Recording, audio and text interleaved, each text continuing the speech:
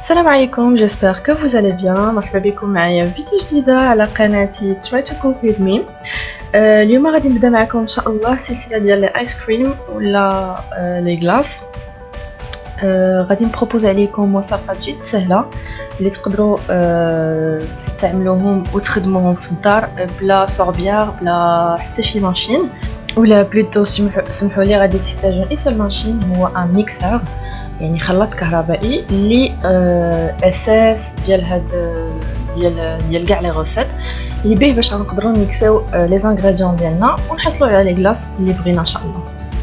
دونك اليوم غادي نبروبوز عليكم اون روسيت لا باز ديال جوج ديال لي زانغريديون اساسيين اللي غادي نوريهم لكم ان شاء الله خلال هاد لا فيديو، وغادي نبروبوز عليكم تصاوبوهم جوج نكهات مثلين.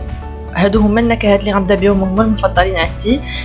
نبروبوز عليكم نكهه ديال لا بيستاش و نوازيت، وابري نتوما تقدروا الا ما عندكمش مع البيستاش ولا نوازيت تقدروا تبدلوهم بنكهات اخرين، يعني باللوز ببينيون دو بان باي حاجه بغيتو، اي مكون عندكم في الدار بغيتو تستخدموه تقدروا تستخدموه.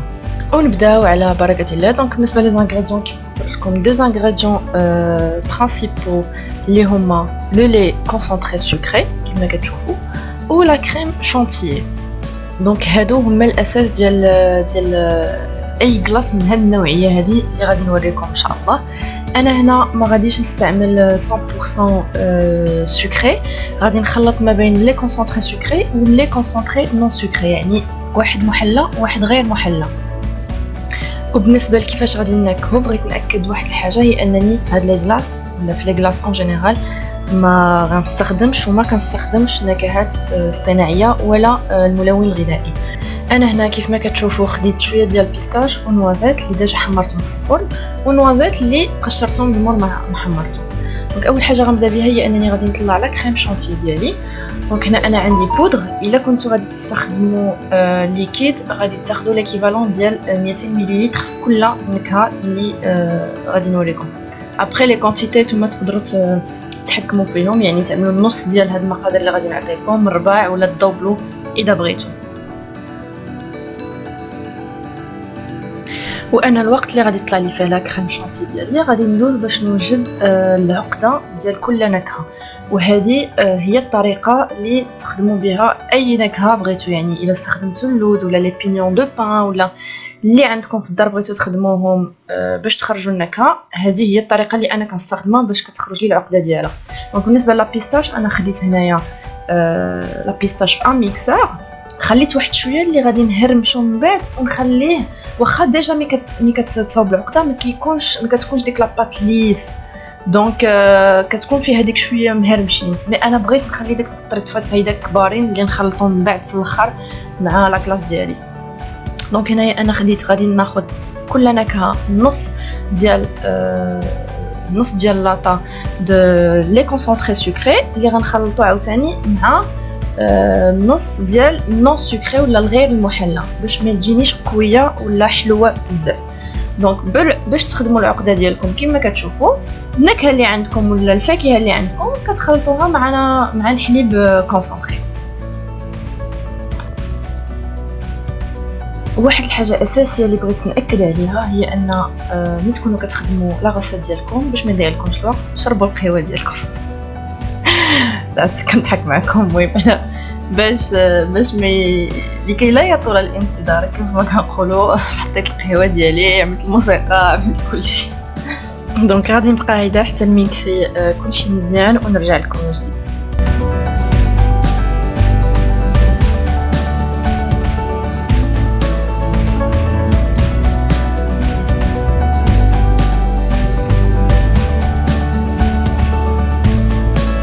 دونك هذه هي لا تكستور اللي كنحصلوا عليها. كما كتشوفوا كتجي بحال شي بارط اتارتيني باردون. دونك كناخذ ان بول اللي كنطوي فيه كلشي وغادي نزيد عليه نص ديال لي كونسونطري نون سكري، ومن بعد غادي نخلطهم مزيان ونزيد عليهم شويه بشويه لا كريم شانتيي ديالي.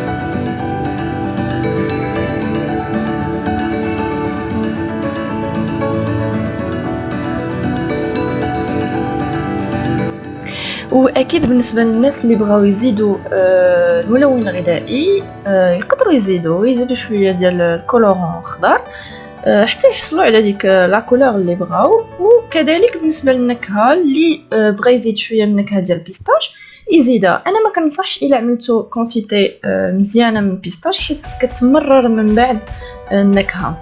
مي سينو الا عندكم غير شويه علاش لا غتستخدموا شويه ديال البيستاش وتقويو شويه بالنكهه ديال البيستاش. هنا انا غادي نزيد لا كريم شانتي ديالي على 2 دفعات باش ما نطيحهاش. وكذلك في الطريقه ديال التخليط غادي نبقى نحاول نخلط من التحت للفوق وبشويه حتى نمزج كلشي مزيان. حاولوا ما تخففوش يدكم باش ديك لا كريم شانتي ما تطيح لكمش وما تطيحش بزاف.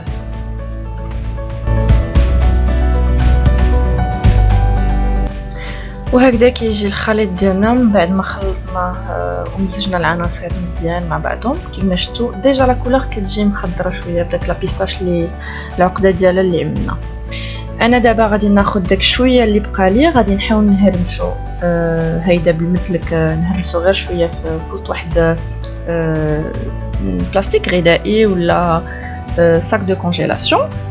ومن بعد غادي نضيفو على الخليط ديالي ونعملو في شي طاسه ولا اللي بغيتو اللي عندكم متواجد في الدار اللي تقدروا تخشيوه في الكونجيلاتور.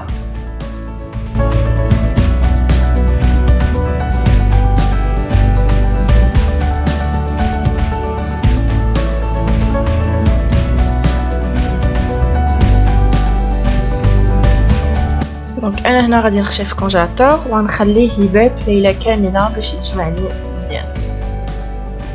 بالنسبه للنوازيت غادي نخدم بنفس الطريقه كيف ما غادي تشوفوا معايا. غادي نصاوب العقده ديالي لا نوازيت و لي كونسونطري سكري ومن بعد غادي نخلط معاه نون سكري ولا شانتي اللي غادي نكون طلعته.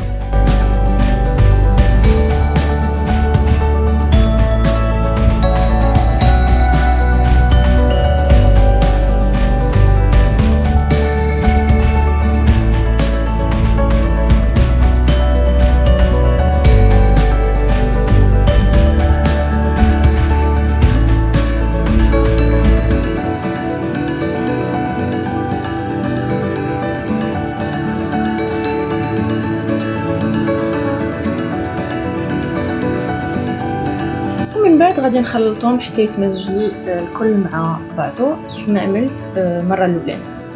بالنسبه لا كريم شانتي ديالي هنايا استخدمت كميه جديده ماشي هذاك لي 200 ولا 200 مليلتر الاولانيه حيت كل نكهه انا استخدمت فيها 200 مليلتر ديال شانتي. كون جو دي ولا ملي كنقول 200 مليلتر يعني اللي عنده ليكيد. سينو اللي كيستخدم بودر كيف ما استخدمت انا هذاك الساشي ديال 75 ولا 75 غرام كيتخلط مع 200 مليلتر ديال الحليب يكون بارد.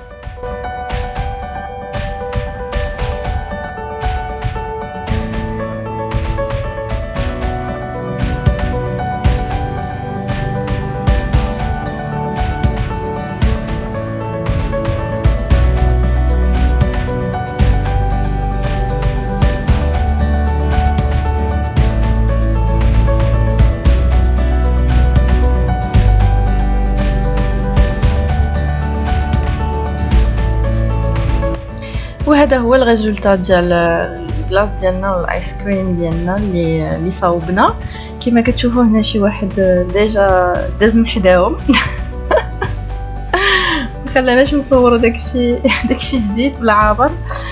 المهم كما كتشوفوا لا نوازيت كيفاش كتجي، بيستاش كذلك بيستاش ساشون كما عملتش فيه ملون وهكاك واللون ديالو ناتوريل الخضر باين. دونك هنا كتسالي لا فيديو ديالنا ديال اليوم. كنتمنى تكون عجبتكم لا فيديو. ما تنساوش تشاركوا اللي باقي ما اشتركوا، تخليوا لي الاراء ديالكم في لي كومونتير. نلقاكم ان شاء الله في فيديوهات جديده ديال الايس كريم. غادي نصاوب معكم ان شاء الله دي غلاس سون سكر، دي غلاس غير بالفواكه ان شاء الله. باقي اللي جاي احلى كيف ما قالوا. خليتكم على خير ونتلاقاو ان شاء الله في فيديو جديد. جديدة. À bientôt.